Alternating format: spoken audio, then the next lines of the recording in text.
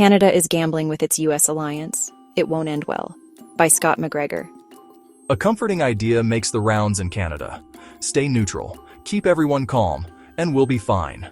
It says we can distance ourselves from the United States without losing the benefits of the alliance and let markets and multilateral forums do the heavy lifting. It sounds smart. It's also risky. Two ideas sit at the center of this argument. The first is gray zone pressure, a coercion that stays below open conflict, like constant shoving in a crowded hallway. No single push starts a fight, but the pattern shapes how people move, what they say, and what they accept. Gray zone methods are deniable and cheap. They include illicit finance, influence campaigns, cyber intrusions, regulatory gaming, diaspora intimidation, and targeted trade pressure. The second term is credibility hedging. For Canada, this means trying to look reliable to everyone while committing fully to no one.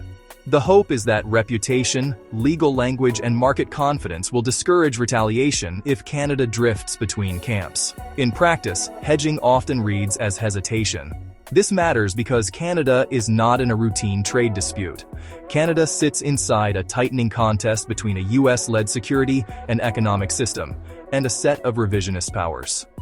The latter exploits frictions between allies and capitalizes on ambiguity, delay, and division. Allies measure credibility by what Canada enforces, what it resists, and what it accepts, not by what it says. Canada's security and prosperity rest on practical trust with the United States. That trust powers intelligence sharing, NORAD, law enforcement cooperation, technology access, and capital flows. A quiet erosion would have negative consequences. If intelligence sharing slows or becomes more restricted, Canada gets less warning time about foreign interference activity, transnational criminal finance, or cyber threats that hit hospitals, energy systems, and public services. If Washington questions Canadian enforcement on sanctions, export controls, and beneficial ownership, Canadian firms can face heavier screening. Border frictions rise, compliance costs rise, investment decisions shift, supply chains reroute. Ordinary Canadians suffer through higher prices, fewer opportunities, and more vulnerability to disruption. The timing of a softened stance on China matters. If Ottawa relaxes China-facing measures while North America approaches another hard round of trade and security bargaining, it will be interpreted as hedging, not nuance. In a security-first environment, intent does not rescue perception. Some argue Europe can offset any cooling in U.S. confidence. In reality, the European Union is not a continental security guarantor for Canada.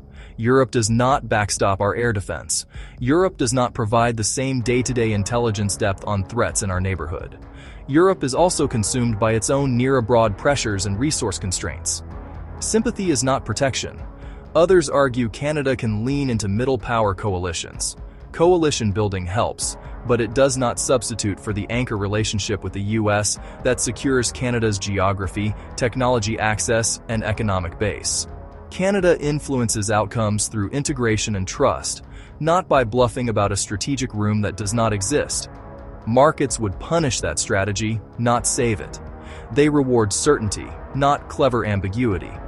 Canada depends on external capital, stable trade, and predictable security arrangements.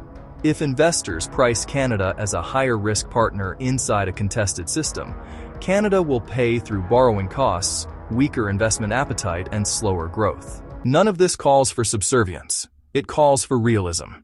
Canada should treat credibility as something it builds over time, not a slogan. Canada builds credibility by tightening up rules at home and being clear about its alliances. That starts with real enforcement against money laundering and sanctions dodging. It also means showing who truly owns companies and property, so bad actors cannot hide behind shell firms. And it means fixing the weak spots in our system that foreign actors and criminal networks keep exploiting. A good alliance is like a safety net. You maintain it before you fall. You don't test it by stepping away and hoping your reputation will keep it tight. Canada's best strategic advantage has always been simple. Canada is predictable, reliable, and aligned. In a world of gray zone coercion, that reliability is not a weakness. It is the shield. Please like, share, and subscribe if you appreciate this content.